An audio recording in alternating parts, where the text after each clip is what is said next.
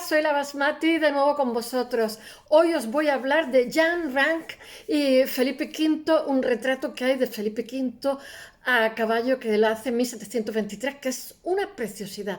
Este rey, vamos a ver cómo lo explico yo. Este rey es un rey francés que ya sabéis que hay una guerra de sucesión que dura 11 o 12 años, no me acuerdo bien, sé que una cosa o la otra.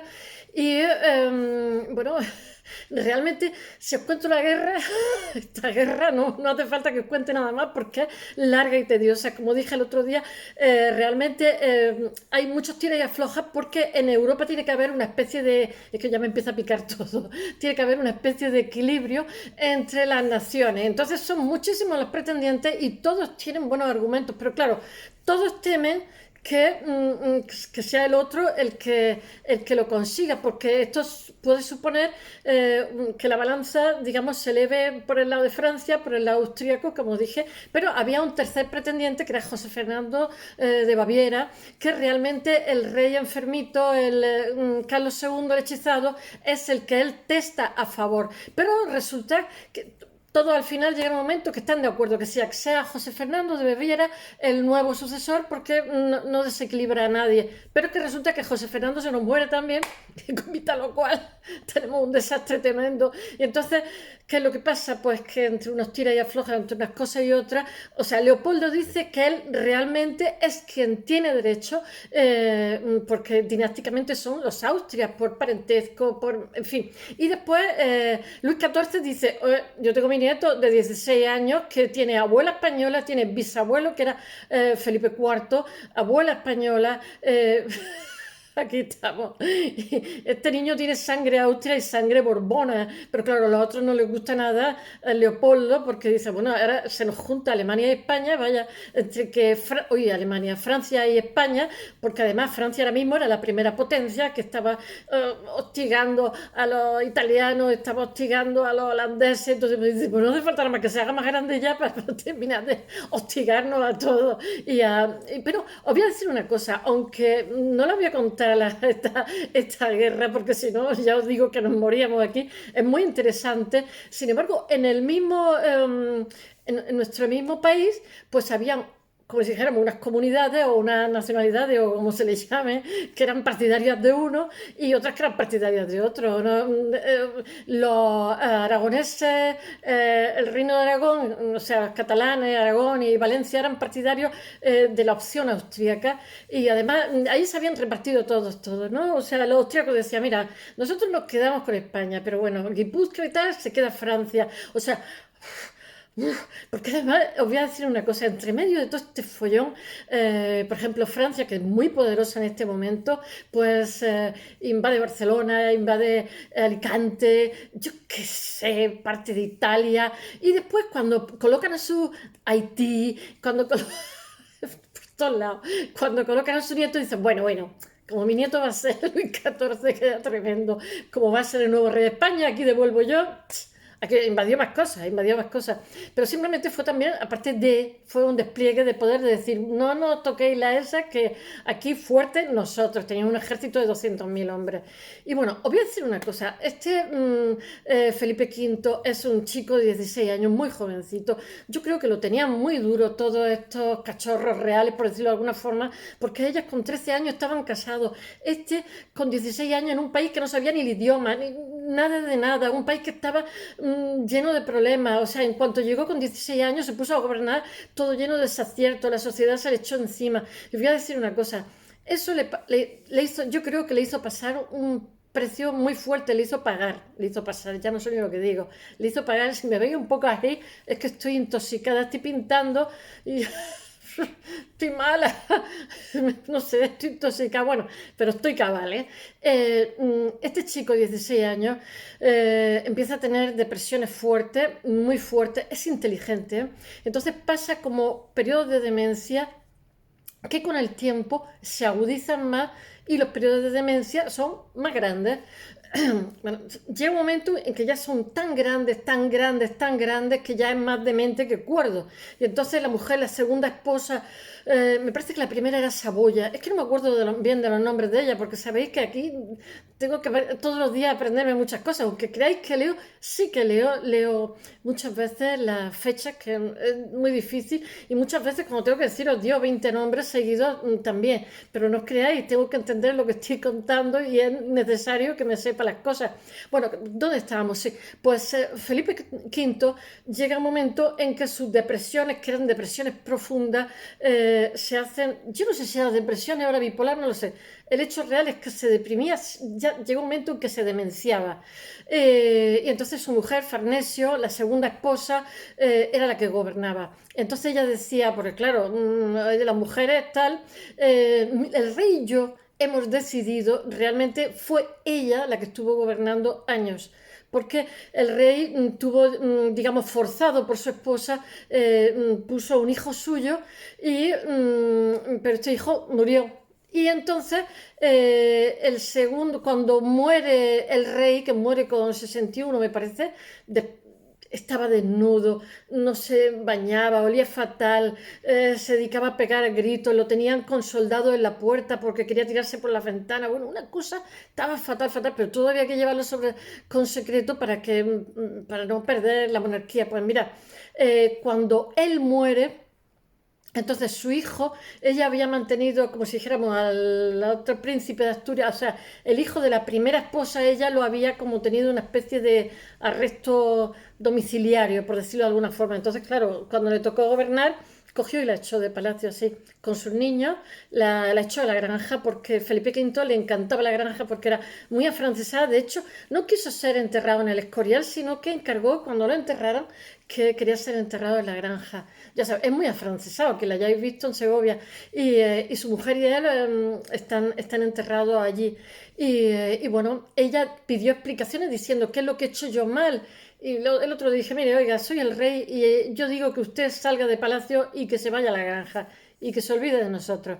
Y bueno, y eso es lo que hubo después de la muerte de este rey. Entonces, mirad, Felipe V a caballo, que está hecho por Jean Ranc, eh, cuando se oye a Menéndez Pelayo hablar sobre esta época, decía unos disparates horrorosos, porque aquí pues, se suceden diferentes pintores, ellos tienen muchísimo interés en que haya un pintor de corte que publicite al monarca, porque eso es imprescindible para cualquier rey, ¿no? Y realmente hacen diferentes pruebas. Está también un compatriota suyo, Fran Loss, no me acuerdo, o es holandés, creo que, no, creo que es francés, holandés, bueno, no lo sé. Y bueno, resulta que el napolitano Lucas Giordano fa presto, el españoleto, en 1702, ve que aquí estamos de guerra de sucesión y bueno, él dice, lo que venga no va a ser igual que cuando yo estaba. Entonces este señor es un pilar, porque aquí hablamos de arte, estamos hablando de historia, pero hablamos de arte. Y entonces se larga sin mirar atrás. También es verdad que tenía 62 años o 64 años, ya era un hombre mayor, y entonces no se veía futuro con esa especie de guerras que había intermitentes de invasiones de franceses, de alemanes, aquello que no terminaba, tardaron 12 años. Entonces dice, yo me voy para casa y aquí el que venga, que pinte. Y bueno, eso pasó. Entonces Menéndez Pelayo, cuando habla de esta época, dice que es una época que nos invaden los franceses, que ¿cómo se llama? La cultura española es pisoteada, que es como una plaga de langosta. Mira, no, de eso nada, monada. Menéndez Pelayo podía ser acertado para algunas cosas, pero eso no fue así, porque artísticamente, bueno, ahora hablaré un poquito de la academia, porque de alguna forma el Estado como que vertebró la inquietud cultural, pictórica y tal, porque estamos ya en el siglo XVIII, de alguna forma encorsetó. Pero también estamos en el rococó, que se origina en Francia. Entonces, tener en cuenta que ahora mismo Francia es una potencia, que nos ha venido el nieto del rey poderosísimo aquí. Y bueno, entonces nos viene también la influencia. Entonces, había una serie de pintores de corte francesa que él, ahora lo contaré, Jean Ranc, él es discípulo de uno de ellos, que no me acuerdo cómo se llama, ahora lo diré porque no me acuerdo, lo tengo por ahí apuntado. no me acuerdo. Y entonces había tres pintores y él le dice que se vengan a España. Entonces los tres tenían mucho dinero, los tres estaban consagradísimos, no solamente la familia real, sino también, digamos, con cortesanos, con señores de la corte. Entonces no le apetecía para nada irse a un país que no sabían el idioma, que eran viejos, y ahora empezar de cero aquí, que vete y busca, que eran extranjeros, que no, que no, que no. Y este rey que estaba empezando su andadura y que tampoco tenía muy consolidado el puesto, por decirlo de alguna forma. Conclusión, que el que vino fue otro. La verdad es que probaron suerte un montón de ellos. Y el rey Felipe V se queda muy deslumbrado con las pinacotecas que hay, la pinacoteca real de los Austrias, que es maravillosa simplemente. Y bueno, de alguna forma este retrato de Felipe V a caballo tiene un guiño a Velázquez y tiene un guiño a Tiziano, por supuesto, a Tiziano.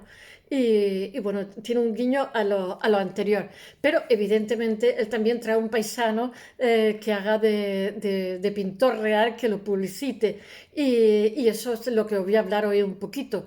Eh, Creo que ya os he dado una pequeña introducción de quién es el rey. El rey, os voy a decir una cosa, el rey es muy inteligente y en la época que está claro, elige bien los ministros, hace unas reformas culturales fantásticas, hace una reforma fiscal que el país estaba muy necesitado, hace reformas en el ejército, quita los tercios y pone el tipo de ejército que había en Francia. Evidentemente tenemos influencia francesa en estos momentos, pero es una influencia beneficiosa para muchísimas cosas. Ahora lo contaré. Aunque en pintura, aunque ellos ahora mismo van a marcar la tendencia, entre otras cosas porque son la potencia de este momento, y España tiene muchísima más libertad, también nos vienen cantidad de artistas del exterior, ahora os lo contaré, nos vienen sicilianos, nos vienen alemanes, etcétera, etcétera, pero de alguna forma él también va a importar el concepto de las academias francés.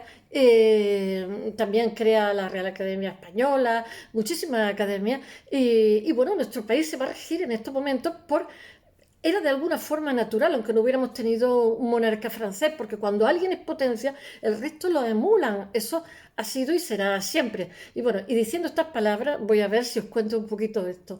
En 1702, como he dicho, el napolitano Luca Giordano fa Presto, el españoleto, se vuelve para casa, movido por la incertidumbre que hay y porque sabe, por la turbulencia que hay de guerra, y porque sabe que el monarca que pongan, da igual que sea alemán, inglés, neerlandés, austríaco o francés, no va a ser igual la situación, entonces no va a contar con el mismo privilegio de lo que tenía antes, sino que este rey se va a buscar un pintor de corte que va a ser distinto. Eso es una faena, porque ya se nos han muerto los Murillo, los Herrera, la cantidad de... Y después otros que habían jóvenes que realmente quedan talentosos, se mueren prematuramente, con lo cual de tener una escuela en el siglo XVII fantástica, pasamos a quedarnos sin nadie prácticamente, y además de eso con un rey extranjero con gustos distintos, etcétera, etcétera. Bueno, el abuelo le dice, ten mucho cuidado cuando vayas allí y no quieras ser diferente, porque mirar, en Francia estamos en pleno rococó y cuando se pintaban los reyes, incluso este mismo rey en Francia, se pintaban con pompa y boato. Sin embargo, cuando llega aquí le hace caso al abuelo y entonces él se pinta con golilla, que le hacía eczema en el cuello. Se pinta a la manera española, porque ya sabéis que, por ejemplo, Velázquez cuando pinta, a lo mejor pinta con uno o dos colores de los retratos, con pardo, negro, etcétera. Y él, el pobrecito Felipe V, yo creo que eso también le debió de provocar depresión, ¿eh? El tener que adaptarse, las presiones que tuvo que aguantar, se viste de golilla negro y no se ve fotografía, hoy no se fotografía, no se pinta con dorado y cosas así. Bueno, Alice Luca Giordano deja tras de sí un grandísimo futuro en la pintura española, que a pesar de que tiene una legión de imitadores y mediocres y seguidores locales que lo intentan emular, pero solamente en las iglesias provinciales. Bueno, todos los grandes maestros están muertos, como he dicho, Murillo, Carreño, Herrera o Claudio Coello, y sus discípulos imitadores están muy lejos de la calidad yo qué sé, de lo anterior, de lo que ha sido el grandísimo esplendor del siglo XVII. Ahora estamos en el XVIII con un entorno y un contexto totalmente distinto. Entonces, lo que están haciendo estos pintores, digamos, secundarios, es anacronismo para intentar gustar, o sea, hacer lo mismo que ha tenido éxito, pero entonces están imitando fórmulas y no generando fórmulas nuevas. Yo he dicho montones de veces que los grandes no son grandes porque sean virtuosos con los colores, con el dibujo, con lo que sea, sino que todos inventan fórmulas. Es imprescindible, digamos, renovar para que ese camino que se abra circulen a otros que a su vez renovarán. Bueno, entonces estos copian. Entonces, bueno, tengo que leer los nombres porque no me los sé. Ni Francisco Ignacio Iglesias, ni Juan García de Miranda, ni Alcislo, qué nombre. Antonio Palomino, yo le digo siempre Palomino, que era como nuestro Vasari, y Velasco, por nombrar a los más sobresalientes, porque también se puede añadir Isidro Arredondo, es que son muchísimos nombres, Manuel de Castro, José García Hidalgo, Matías Torres, Pedro Ruiz González o Francisco Pérez Sierra. Ninguno de esos está a la altura ni por aproximación de los que le han precedido. Y no estoy hablando de Velázquez, estoy hablando de Carreño, estoy hablando de Murillo. Bueno, Murillo era un genio. Estoy hablando de otros que eran también muy buenos. Y entonces la Guerra de Sucesión termina en 1714, como he dicho antes. Se tarda como una década en aclarar cuál es la orientación del gusto pictórico oficial en España, porque el rey lo intenta y trae cantidad de pintores para hacer los pintores de la corte, pero le hace unos retratos que lo echa en ese momento, esta nueva dinastía borbónica. No se trata de que el país se vea inmenso en una guerra dinástica, sino es que hay totalmente un cambio de paradigma, tengo que decirlo, sino que no es fácil acomodarse a, yo que sé, a los nuevos gustos franceses, tener en cuenta que es un chico de 16 años con otro idioma, con otra sensibilidad, y él intenta que, como he dicho antes, tanto los escultores y los pintores de su abuelo se vengan y de ellos dicen que nada. Y bueno, que tener en cuenta que él también se tiene que adaptar al contexto que hay aquí, a sus súbditos, y para eso no puede ser muy diferente de lo que han sido los reyes que le han precedido, los Austrias, que son muy sobrios. Y bueno, que es un adolescente cuando llega, que está aleccionado por el abuelo antes de llegar, y bueno, el abuelo le dice una frase así como Luis XIV le dice: hazlo bien, lucha por lo tuyo, pero no te olvides que tú has salido de Versalles. Bueno, ni siquiera en el retrato, en España gustaba mucho el retrato de tres cuartos. Lo que pasa es que él se queda muy deslumbrado cuando ve Carlos V en Mühlberg, pintado por Tiziano, cuando ve los diferentes Austrias que han ido sucediéndole, cuando ve esos retratos se queda totalmente deslumbrado.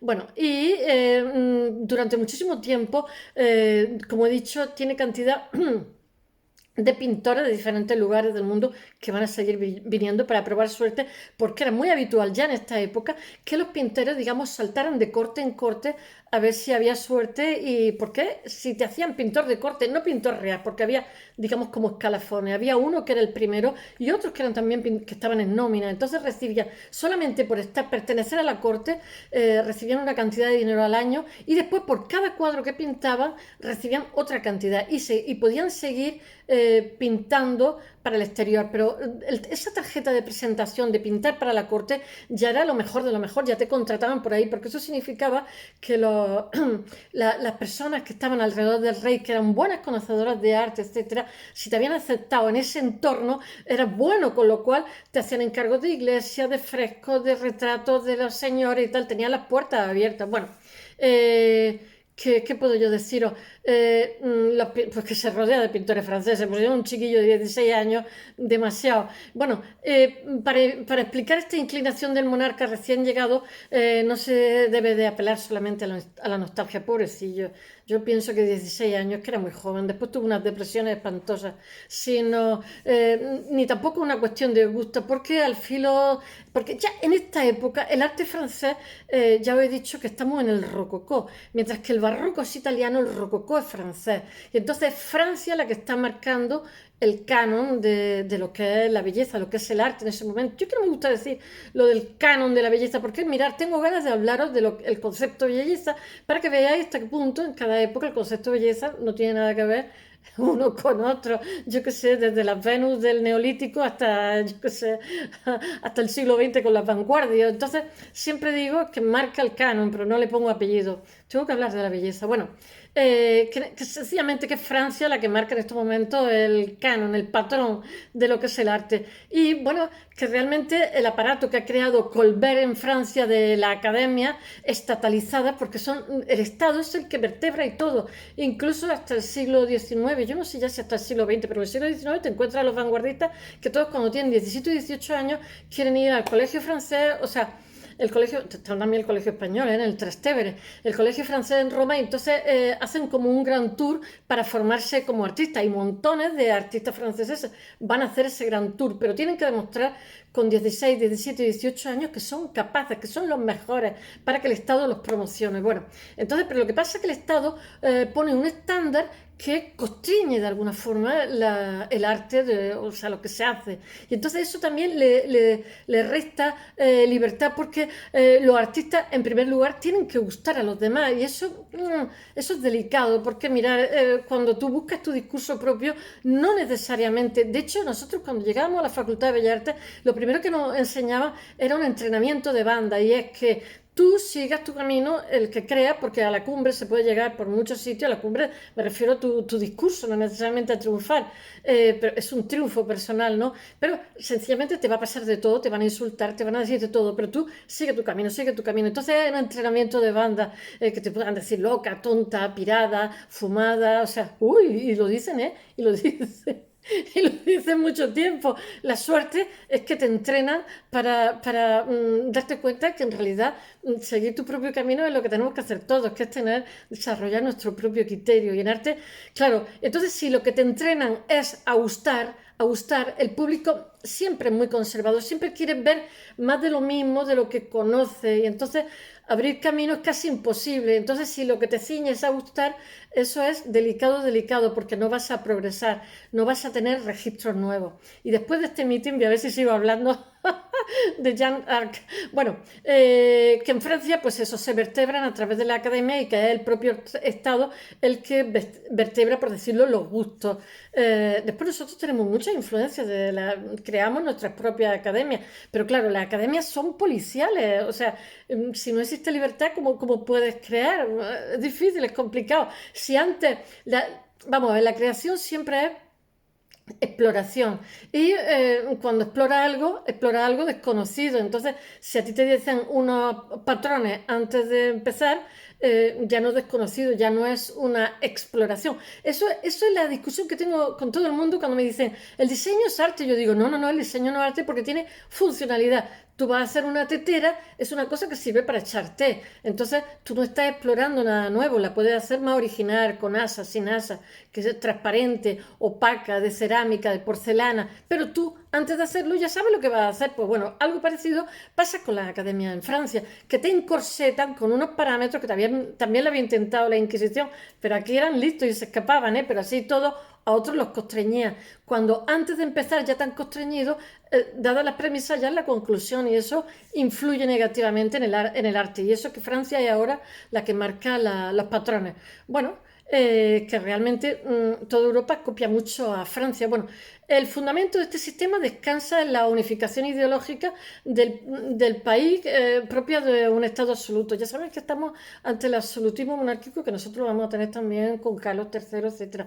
Ya caminábamos en esa dirección. Bueno, pero nuestro monarca, Felipe, este monarca francés de 16 años, pudiendo haber sido un monarca absoluto, no ejerció de tal, ¿eh? Hizo, a pesar de sus depresiones, a pesar de su demencia, a pesar de todo eso, fue un monarca que hizo bastante reformas beneficiosas, que estaba el país necesitado de ellas, porque la reforma fiscal ya era imprescindible. O sea, marcó unas directrices muy, muy interesantes en muchos ámbitos, y uno de ellos el cultural. Bueno, pues que en el caso de las artes, pues ¿qué es eso? Que se generan academias actuales que se apropian desde la enseñanza hasta, yo qué sé, como he dicho antes, la obtención del Premio de Roma, del Colegio de Roma. El Colegio Español de Roma sigue funcionando, y el de los franceses también. Franceses tiene una iglesia en Roma, que no me acuerdo cómo se llama, que es muy famosa. He estado en Roma 1000 veces. la de los santos, no sé qué, no me acuerdo, ya me acordaré. Bueno, pero es que los tentáculos del Estado son muy manipuladores, tienen una sombra muy alargada y son muy operativos y eso influye en quien te paga la comida. Si te está poniendo unas condiciones, no te puedes salir de ella porque como que lo tienes difícil. Bueno, y tutelan demasiado a los franceses, eso sería, de buenas intenciones está empedrado el infierno, tutelan demasiado sin permitir las fisuras y se crean, como diría yo, ellos son muy, franceses son muy, ¿cómo es? Le grandeur, le grandeur, no sé, son ellos de imperio, son ellos pomposos, se hacen unos cuadros antes y ahora, ellos siempre, ¡oh! Y los españoles somos más estoicos, mucho más sobrios, porque tenemos otras tradiciones.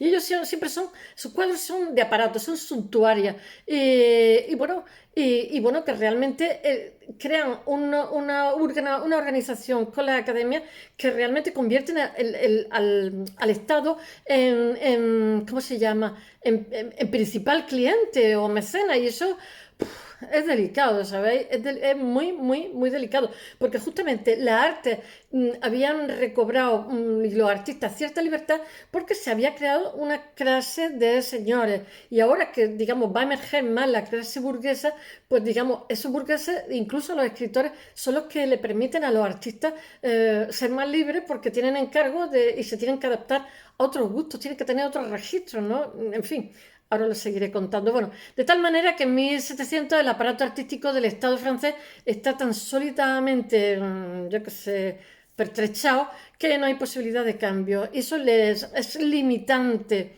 Y bueno, todo lo que no venga de la cúpula de poder, pues que no es.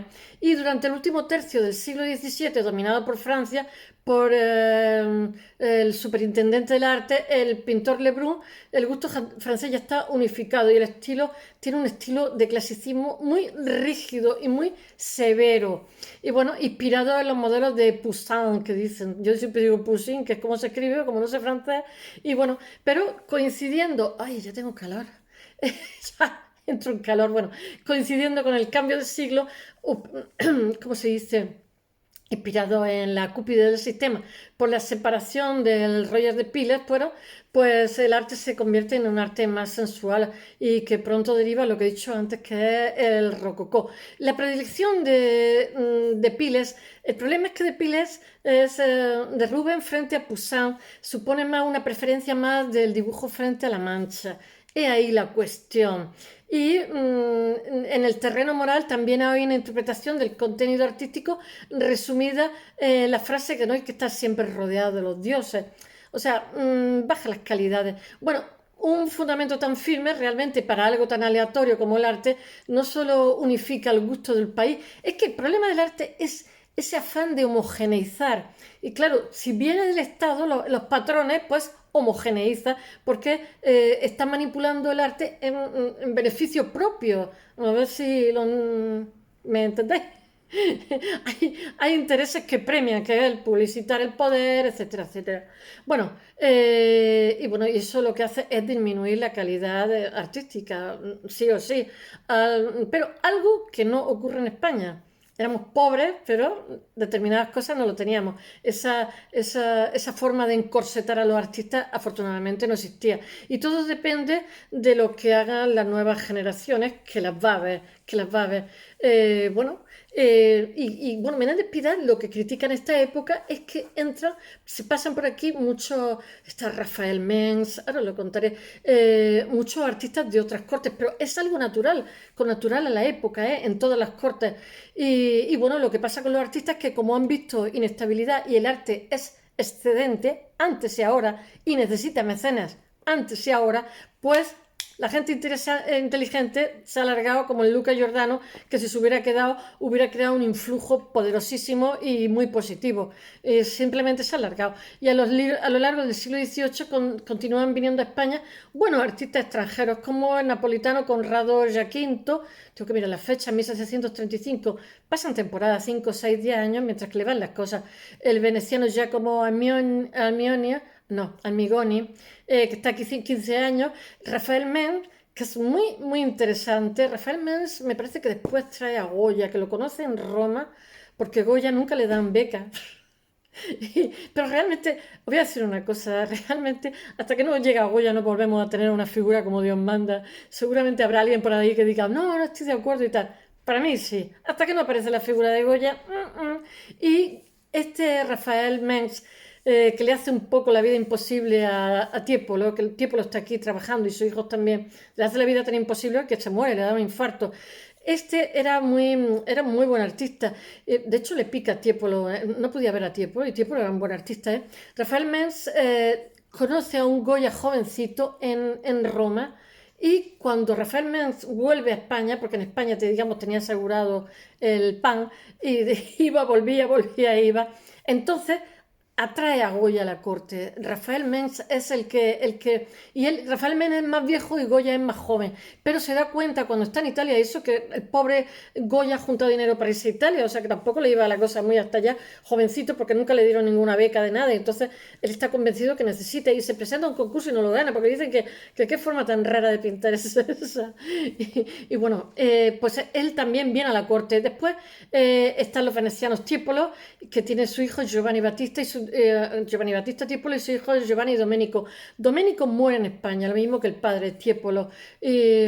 Bueno, no, Giovanni Domenico y Lorenzo. Lorenzo es el que muere en España. Y se afinca, trabajan muchísimo en España a partir de 1761, porque gustaba muchísimo. Ya sabéis que hacía el tropelo ley, o sea, esos escorzos imposibles, las cúpulas, etcétera.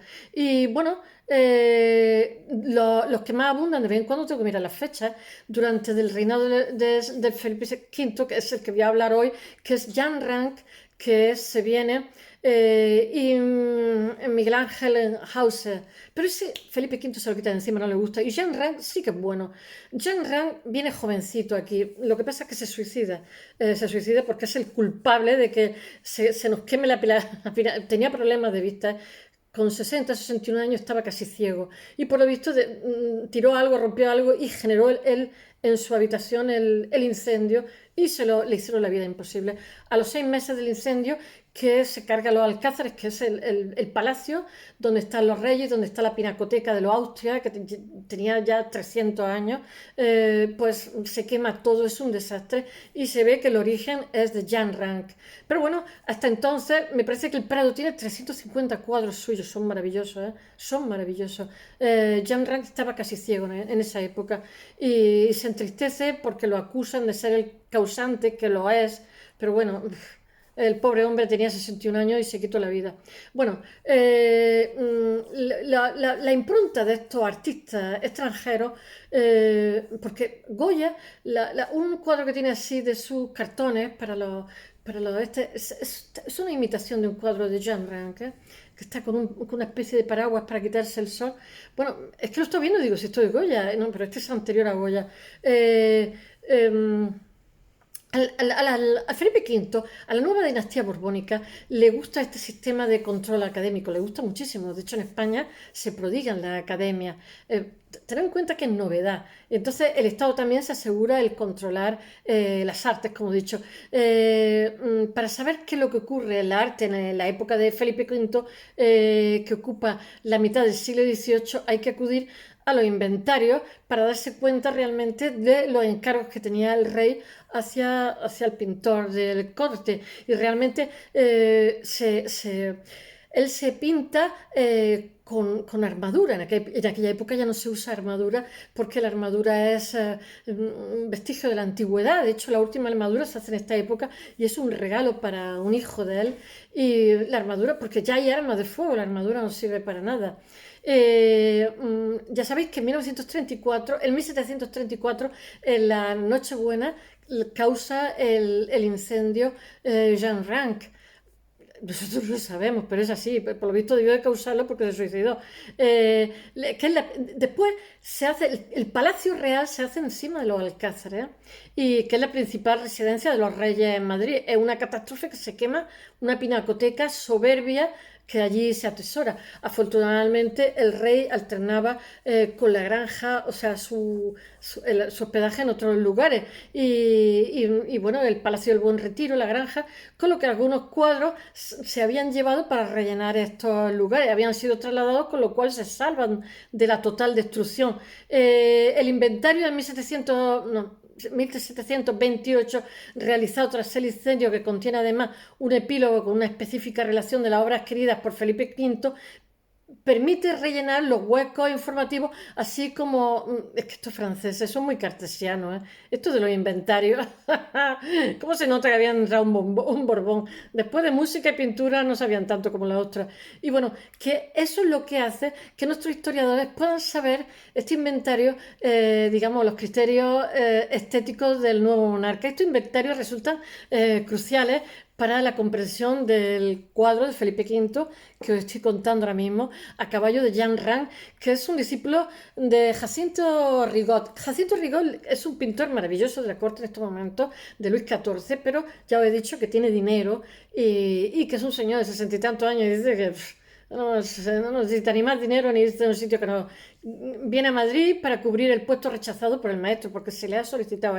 Y este jovencito, Jean Rang, entonces, el retratista convencional a la manera francesa, lo que pasa es que tiene tendencia a retratar al rey con poderío, con ampulosidad y con aparato. Y entonces Jean Rang se tiene que adaptar a la exigencia del momento, que no es fácil sin duda, porque para los españoles está mal visto, somos más de golilla, de negro, y pues durante el reinado de Felipe V existe una tensión hispano-francesa. Entonces están vigilando a este rey con el rabillo todo el mundo, no sea que nos hagan alguna fechoría con los franceses.